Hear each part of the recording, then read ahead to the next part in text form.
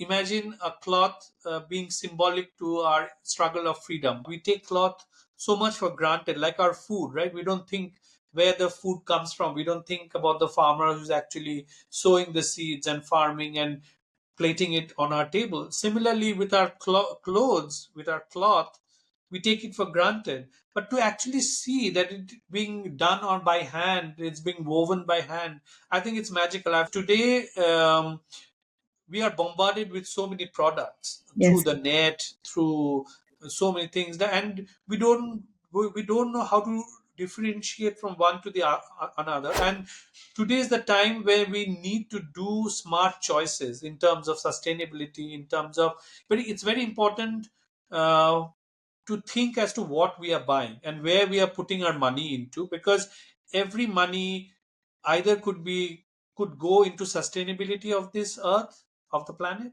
or it could go the other way. So education has become very, very vital at this moment. India, I think, more than fashion, it's textiles, right? It is, we are more known for our textiles. So I always see that textile students, more than creating beautiful textiles, they're more interested in creating garments, Yeah. because their aim is Lakme Fashion Week or Paris Fashion Week. So there's no harm in it. There's actually fashion, but the first step to fashion is the textile. Hi, in today's episode, we have with us Bappaditya Biswas, is one of India's foremost textile experts and has been creating masterly weaves over the last decade and more. Weaves that have redefined Bengal handloom and given the textiles of the state a new look and feel. He has created the brand Bailu as well as the iconic store Bailu in Kolkata, and anyone who's visited Kolkata definitely knows Bailu. Bappaditya has traveled the world to study the traditions of weaving and dyeing, and one of his weaves has won the UNESCO Seal of Excellence. Bappaditya, it is an honor to have you here with me today. So let me just begin by asking you about your journey. What inspired you to pursue a career in textiles, and who was your inspiration? Well, this is a long story. I don't have an art background, neither a textile background. I studied commerce, and I'm basically from a tea garden. My dad is a tea planter, and we had tea plantation. So I worked over there for a few years, and then I realized that tea or was not my passion. So then I wanted to find out what is it that I really wanted to do in my life, and it dawned on me that it was textiles. It's weird that suddenly how did I think about textiles, but I realized that what I used to really enjoy most in childhood was when my mother would take out all her sarees after the monsoons and put it out for in the sun, and to see all the silks and the colors. And my mom was a great collector of sarees from all over India, and I really enjoyed, and I would help her. And that dawned on me. And then I realized that, well, it is the textile probably is my calling. And then I started figuring out how to get into textile. So then I came to Calcutta. I studied in NIFT Calcutta textiles. And then I worked in a export firm, textile export firm. And yeah, so that's how my journey started in textiles. So tell me the vision behind Bailu and how had has it evolved? Well, Bailu, the whole idea behind Bailu was I never thought that I would really specialize in hand weaves or handlooms. My main passion, or what I thought I really wanted to do at that point of time when I was studying textiles, I'm talking about year 1998, 97, 98, is that I thought I would get into printing, or I would get into, I mean, that was more of my focus. But during my NIFT graduation, I had a project from NIFT where we had to, as students, we had to go and work at various samitis in the weaving belt in Bengal. And so that's when I went and actually got a glimpse of how handloom is operated and how a cloth is woven. And that really, really inspired me, because I thought to make a mark in this huge, wide world of textiles, I needed to create my own texture, my own weaves, and handlooms was the best option, because that gave me a wide choice of yarns that I could put into the warp and the weft and create my own textures and cloth. And then to so that's how my whole aim, uh, my whole focus into handlooms began. But Bailu happened much later in the year 2000, when me and my wife, at that point of time, we were working together.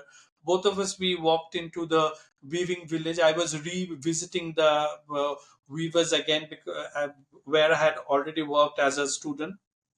And I saw, as I walked into this village, I saw that they were dismantling the handlooms and selling the handlooms off as firewood. And that was really disheartening, because a skill that has been passed on from generations after generations would get just lost because one generation was not finding the skills sustainable enough to sustain their livelihood.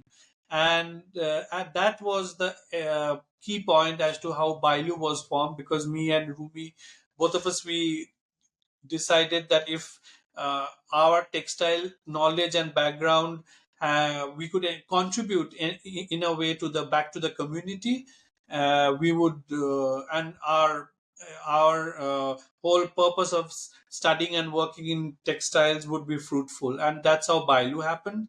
And from day one, we realized that we needed to open up new markets for the handloom market. So we started uh, giving various, I mean, experimenting and working with the weavers in a way which would open up newer markets for them. So that's how Bailu was formed.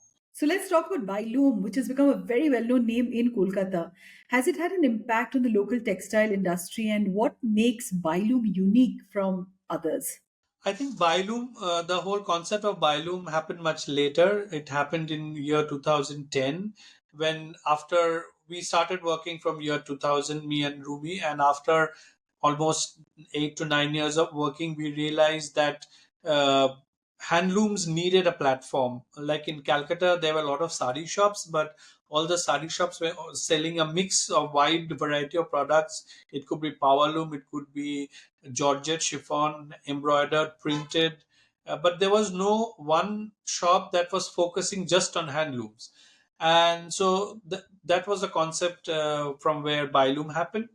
And of course, Bailu, the brand, and Bailoom created, I think, a ripple effect in the Bengal handloom sector, because our 9 years of continuously working with the handlooms, our innovations, uh, they created a new genre of textiles, which apparently the weavers who were also not working with us and copying us started calling it Bailu sarees. So Bailu sarees became a new genre.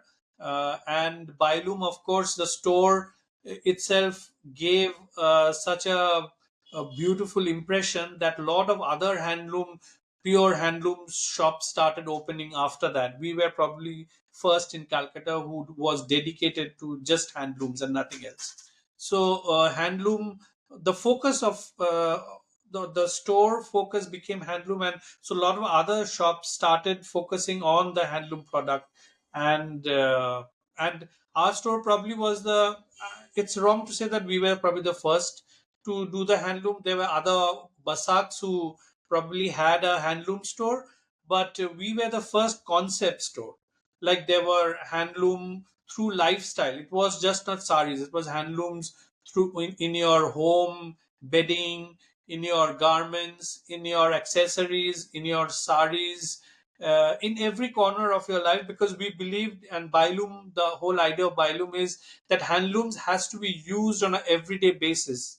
Otherwise, handloom will not, it cannot be a museum piece, or it cannot be just dedicated to a elitist class.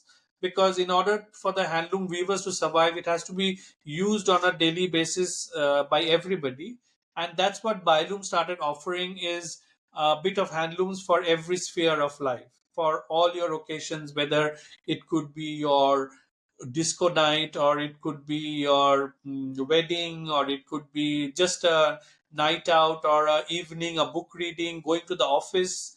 So handlooms has to be in all part of our lives, and that was the first concept store in Calcutta, probably Bailu. And obviously, people now have started doing it.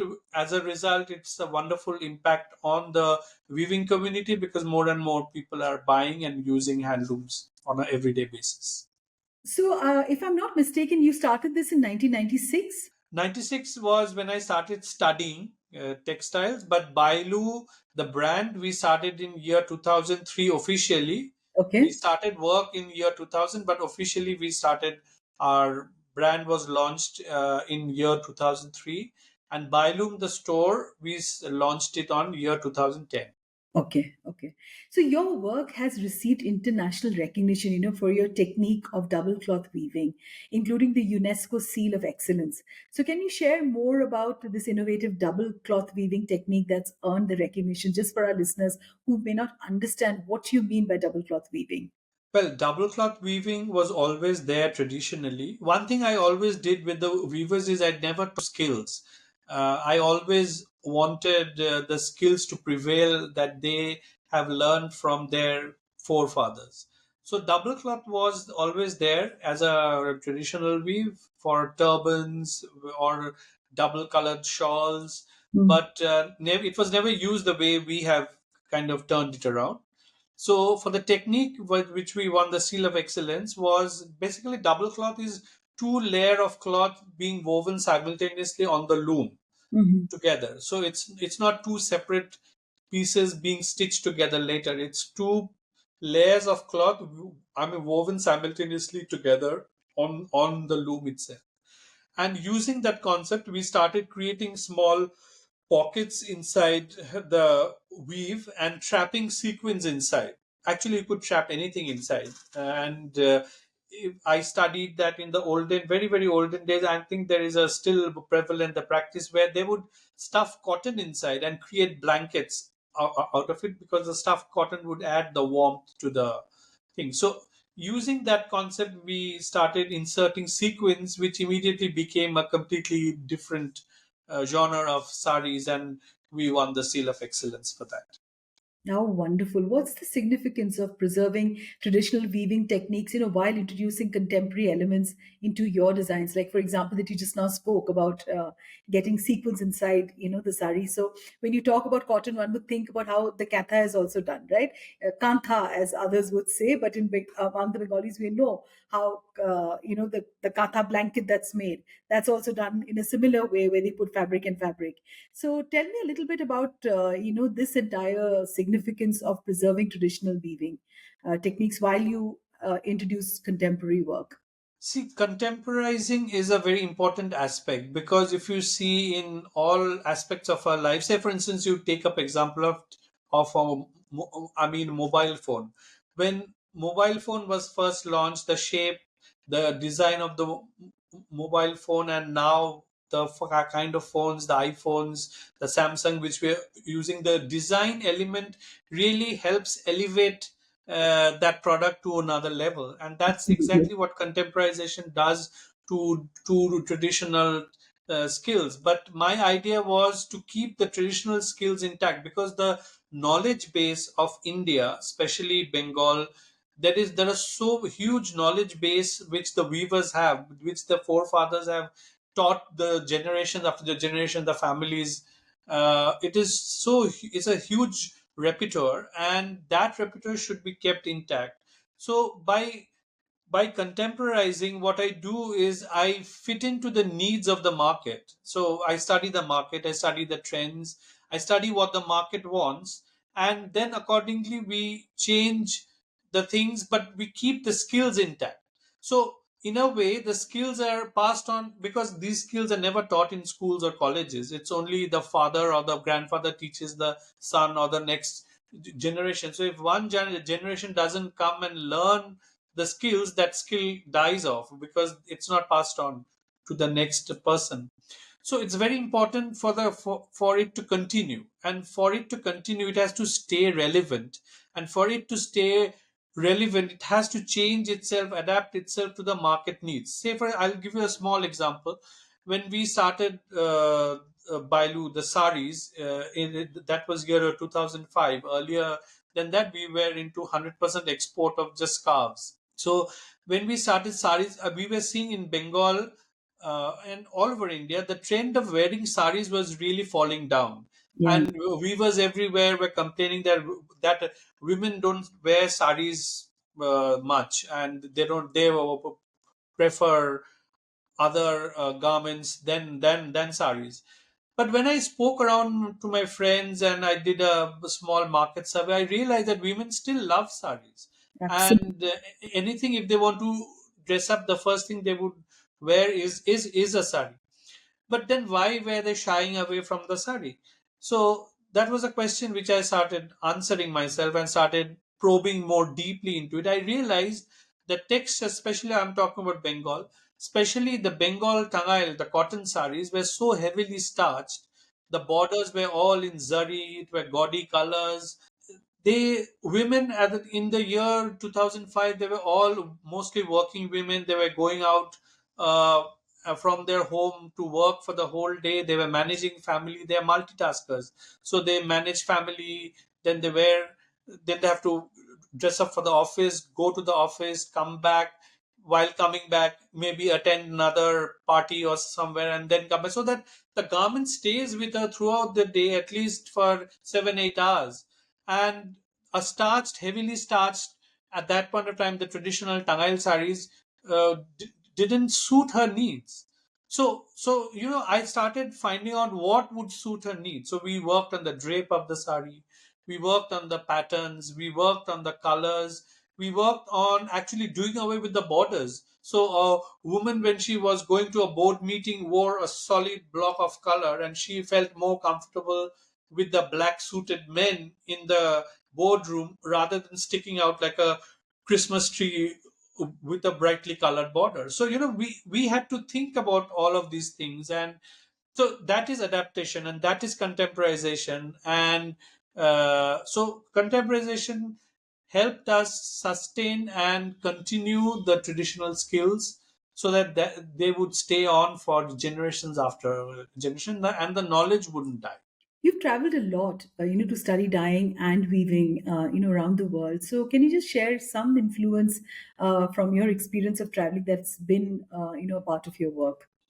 I think traveling and experiencing in and around India and abroad, experiencing new cultures, experiencing new practices, always has enriched me in a way.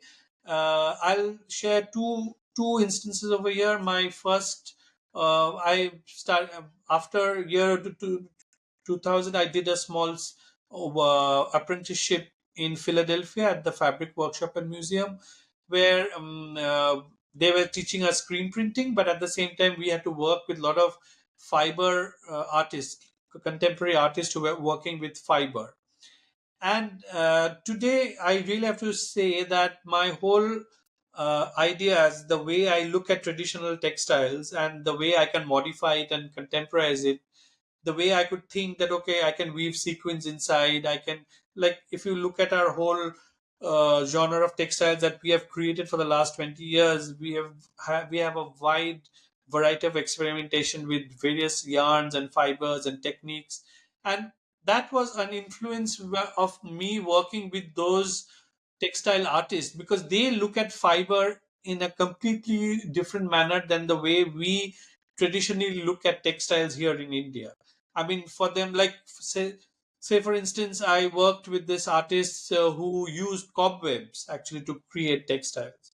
So they dilute or they eliminate the border line between tradition and contemporary, and they create something completely new. And that was a training which I think I came back and heavily influenced my work when I started working with my textiles in Bailu as a brand.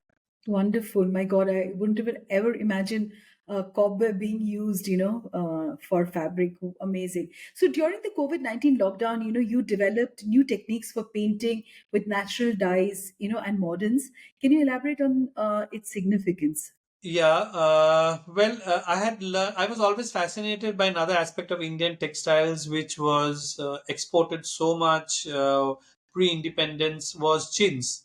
It is naturally hand painted textiles, Yeah. I mean, and block printed or hand printed Hmm. with moderns, and then dyed in natural dyes, and that caught up the attention of the entire Europe, Japan, Indonesia, the Southeast Asian countries, the whole world. Probably India was the first country, I think, at that time, who knew how to fix natural dyes onto cotton, and no other country knew the technique. And I'm talking 200, 300 years back, when chemical dyes didn't come into being. And so India's textiles was very, very popular because no one knew how to fix a red dye or a indigo onto the cotton cloth and create patterns. Plain dye was being done, but creating patterns, printed patterns or hand painted patterns, was not possible apart from Indian artisans. So, but that completely got lost during the Industrial Revolution, when the Manchester cheaply produced and copied Indian chintz patterns were being dumped into the Indian market. So, and also the chemical dyes came into the market. So, the use of, I mean, natural dyes and creating these beautiful textiles went completely got lost. And now what we see is a version of it which is kalamkari, Hmm. but kalamkari is not as intricate as the chins that were being produced or made at that point of time. So this was another project which was very close to my heart, and I always was fascinated by how varied colors and shades and intricacy that they could achieve through the painting with these moderns and natural dyes. And I had the privilege of doing a workshop with Michelle Garcia in Canada, who is a very esteemed, I mean, natural dye practitioner and very well known all over the world. And I took his workshop, a 7-day workshop, where he taught us how to paint with these old techniques with the moderns and dyeing them in natural dyes. But after coming back to India, obviously my sari business and everything took over, and I didn't get the time. So COVID, I was sitting idle. I didn't have any work. So I thought that this would be the best time to recollect and revive those lost things. And so I took out my old notes. I got in touch with Michelle again because I'd forgotten a lot of things. And then I started practicing and drawing. And it took me 2 years to kind of get to what I'm doing at the moment. Oh, wonderful. Your work has been featured in many exhibitions. So, do you really think these platforms really help in promoting, the traditional Indian textiles, Bappaditya?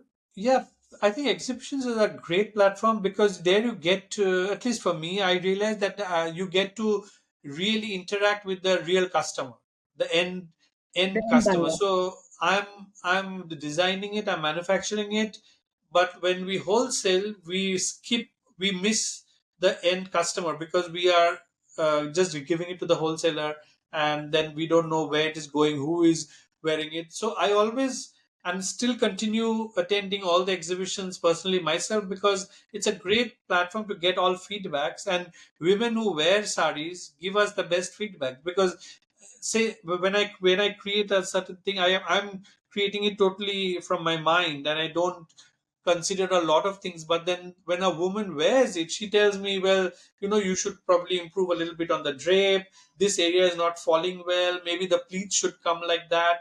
And we have got so many lovely ideas and innovative ideas, and just from talking to people, probably even she didn't realize what the information that she was giving me was so enriching. She was just commenting or suggesting something, but that also create would spark in a lot of new ideas. And so that's how we have, I mean, grown from step by step, is getting these feedbacks from my customers directly. Can you share one story behind your favorite design or collection? Well, there are many, but I think the most interesting and the most close to my heart, I would say, is the sari which is Abir. We call it Abir. It's a genre of saris that we have created over the years, and it has become a brand in itself. Like when people come to Bailu, they just don't. There are people who specifically go to the Abir room and they just come for the Abir saris. So this Abi, the story behind the Abi sari is that we had started working with textiles, and then in 2005 we started doing sarees. Our first Delhi Crafts Council show, which was a great hit, and after that we never looked back, and we started weaving, doing sarees. And so this group approached us, saying that they could only do very simple, plain weave. They were not very highly skilled weavers like the Jamdani weavers or Tangail weavers. So they had no skill. They were, we call it in Bengali, Matha Shadi, It's which is called just Matra plain. Sari. Yeah, just plain. Hmm. So, and they didn't have any work because you know what has happened earlier. The women, at least with my grandmother and my mom, I've seen they had saris throughout the day. Like they would have saris for day wear inside the home, for the market wear, then for evening wear, then party wear. You know? So there were categories. But now, of course, women have many choices. So mostly what women want to wear is saris that would suit their needs or occasions. So this group didn't have much work. And the fascinating story behind this group was this group was responsible, not responsible solely, but they were part of the Satyagraha movement. When Gandhiji started the Satyagraha movement of boycotting all the foreign goods and introduced handspun and handwoven khadi, uh, uh, made and worn saris and dresses, I mean, kurtas and all of that. They were the weavers who did that. And they would weave the mota cloth, the mota kapor that we would say, and the thick cloth, and they were mostly unbleached cotton with a black border or a indigo border or a red border, and they didn't know anything else. They have never worked with color. So and in between, the government would buy saris off from them to give it off as during flood relief or earthquake reliefs, as relief material. The government would buy off saris from them, and they were very very bad quality. Like it was almost like a bandage cloth. It was so Yeah, I've bad seen those kind quality. of saris. Yeah. Yeah. So they call it Janata Shari, like Am Janata kind of sari. Hmm. So they approached us and they said we need work and we don't have much work. And so then we went into the loom, and what I got fascinated was with the historical background that they have. And today, the mota cloth has no relevance for us, and we don't use it anymore. But imagine a cloth being symbolic to our struggle of freedom. I mean, it is so fascinating, and that inspired me. And then we changed the loom parts. We introduced new threads, and we created a whole lot of color, a riot of colors. And that's why we named it Abir, the colors of the spring, the Holi. And Abir is the most simplest of the cloth that we do. And I don't repeat designs. Neither do I keep any reference of an Abir sari, because every time when I sit to design, I'm forced to create something new with them. And so this story is a fascinating story that is, I think, very, very close to my heart.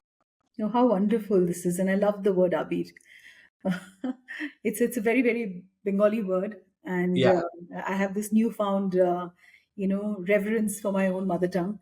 It took me quite a few years to really get this whole reverence. But okay, let's just talk a little bit about the exposure to art and traditional crafts, which is often limited. What initiatives have you taken to educate and engage the younger generation in the art of weaving? I think through our exhibitions and through I've also done Civic now. I think one or two shows where I've used looms, hand woven fabrics as art pieces to engage with the younger generation, so that they, when they look at a traditional sari, it's something that they don't want to really come and touch it, because it's like, okay, it's for my mother or it's for my aunt, it's my grandmother. They revere it, they respect it, but it's something that they don't own it themselves. So through our technique of weaving, like weaving sequins inside is something, or weaving very funky threads and bits inside, we have we started a dialogue with the younger generation where they came and actually touched it and saw it and said, oh, my mother would never wear this, I would wear it.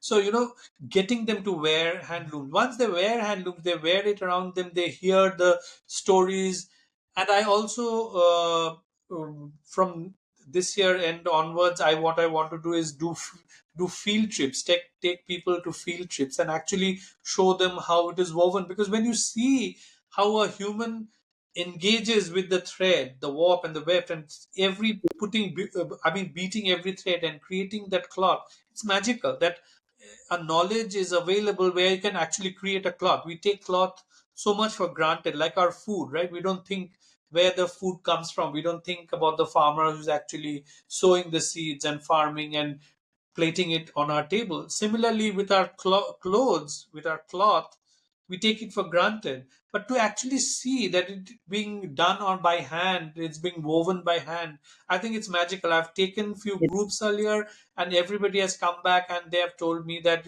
their whole perspective have changed, and that I think I want to do more often, and because I think it's very important to educate, because today we are bombarded with so many products through Yes. the net, through so many things, and we don't know how to differentiate from one to the another. And today is the time where we need to do smart choices in terms of sustainability, in terms of, but it's very important uh, to think as to what we are buying and where we are putting our money into, because every money either could go into sustainability of this earth, of the planet, or it could go the other way.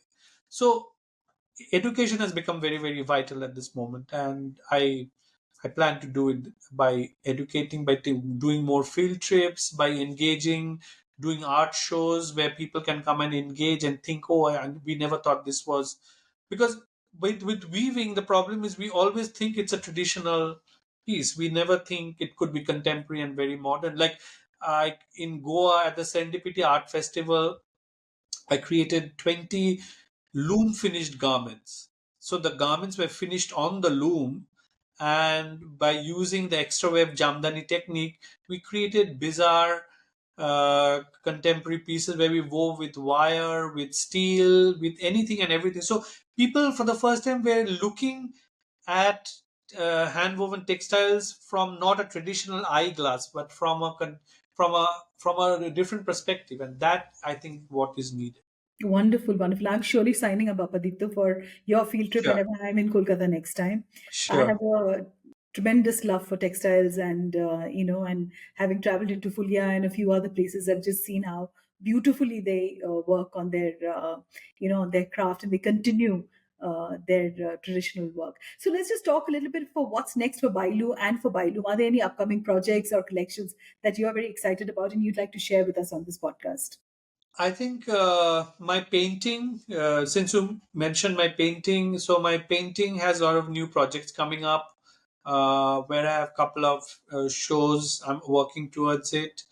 And recently we did a project. It was a wonderful project with a brand called Ula Johnson in New York, and it also came out in the Vogue New York, where they specially mentioned me, my name, where we actually hand painted jackets and trousers. Ula Johnson really wanted the old hand painted chintz look to come alive into her garments, and that was a very interesting project.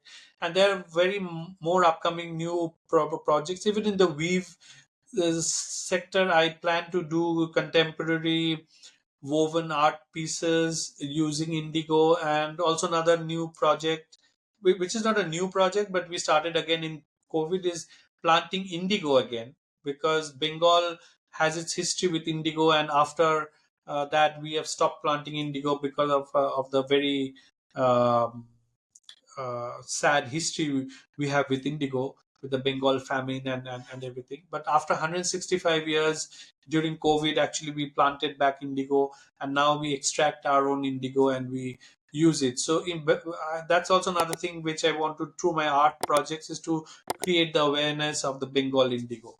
What does Bengal mean to you, Bappaditya? Bengal means, it's so deep. Actually, it's difficult for me to express to you in few words. Like as you said, it's a newfound love that you have found for your mother tongue. Similarly, for me, as more and more I'm getting into getting more deeper and deeper into my work, working with the artisans, getting into the villages, staying with them, understanding their lifestyle, their livelihood.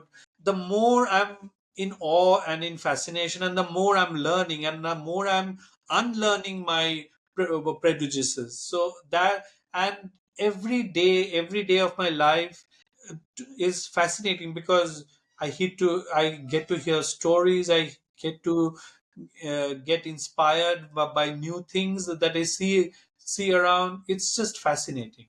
Absolutely. Yeah, the roots is something that I think all of us keep going back to the older you grow because you keep And as realizing. you age, I think it just gets into you, because you become more centered. I think we are becoming more and more centered, and we are looking for our center of gravity, and that is, of course, Bengal, because we are all born and brought up here, and the culture, the language, the philosophy of Bengal, I think, is what I find fascinating. And through my work, I've realized, me and Rumi, that we get more and more fascinated with the philosophy of Bengal, especially the Bhakti movement of Nadia district where we Yes, work. The whole It was a seat of a whole new revolution, which changed the fabric of the society, and women's liberation actually all started from there. The whole concept of de-alienating castes and everything. So it's a fascinating history that we have been born in. And the more I'm aging, the more I'm trying to center myself. All these are coming back to me, and it's coming out through my work. absolutely. I echo the same thing, and it is also coming out through my work, my writing, and that's where I am centered to. I totally echo this. And what advice would you like to give to young designers who are interested in working with traditional textiles? Well, I think the first thing when we go, I can share my experience, what I had to do. When I first, from NIFT, being a fresh graduate, when I first went to the weaving village to see the traditional textile, we from cities, when especially we are trained in an institute like NID or NIFT, or any other design school, as per se, we are so influenced by the Western way of looking at fashion. India, I think, more than fashion, it's textiles, right? It is, we are more known for our textiles. So to understand and respect that aspect, I think, is the first thing what I feel is important. Because even today, when NIFT sometimes invites me to go become a jury of their final, I always see that textile students, more than creating beautiful textiles, they're more interested in creating garments, Yeah. because their aim is Lakme Fashion Week or Paris Fashion Week. So there's no harm in it. There's actually fashion. But the first step to fashion is the textiles. So we have to be more. We are. I think in India we have to respect that aspect, where textiles plays a very, very vital part in fashion. Number one. Number two is, when we go to a traditional artisan, we have to go with a complete open mind and respect their tradition, respect their way of life, and be open enough to absorb their knowledge. Because I realize that I know actually nothing.